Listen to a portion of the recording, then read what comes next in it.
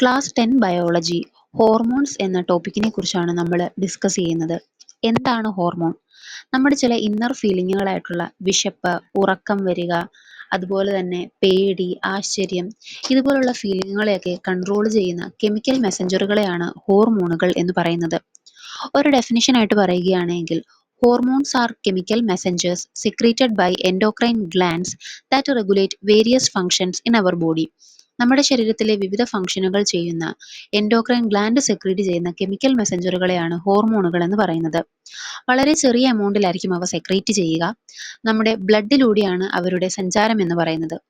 നമ്മുടെ ശരീരത്തിലെ വിവിധ ആയിട്ടുള്ള ഒരു ടാർഗറ്റ് സൈറ്റുകളിലായിരിക്കും അവരുടെ പ്രധാന പ്രവർത്തനം എന്ന് പറയുന്നത്. പ്രധാനപ്പെട്ട എൻഡോക്രൈൻ ഹോർമോണുകൾ ഏതൊക്കെയാണെന്ന് നോക്കാം.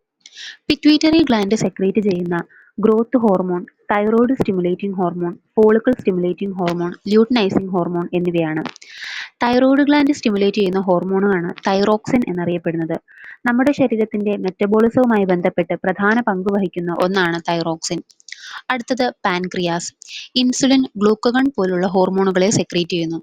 നമ്മുടെ ശരീരത്തിലെ ബ്ലഡ് ഷുഗർ ബാലൻസുമായിട്ട് ബന്ധപ്പെട്ട് പ്രധാന പങ്കാണ് അവ വഹിക്കുന്നത്. അടുത്തത് adrenal gland. Adrenal gland secrete ചെയ്യുന്ന ഹോർമോണുകളാണ് അഡ്രീനാലിനും നോർ അഡ്രീനാലിനും.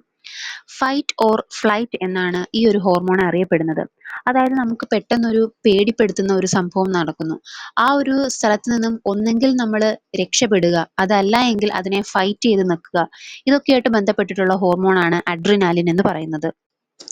അടുത്തത് നമ്മുടെ സെക്സ് ഗ്ലാൻഡ് ആണ്. അതുമായിട്ട് റിലേറ്റ് ചെയ്തിട്ടുള്ള ഹോർമോണുകളാണ് പ്രൊജസ്ട്രോൺ, ഈസ്ട്രജൻ, അതുപോലെ തന്നെ ടെസ്റ്റോസ്റ്റിറോൺ എന്നൊക്കെ പറയുന്നത്. So, hormones are tiny messengers with big impact on our body. They control growth, emotions, metabolism, and reproduction. Their balanced secretion is essential for our health. So, thank you.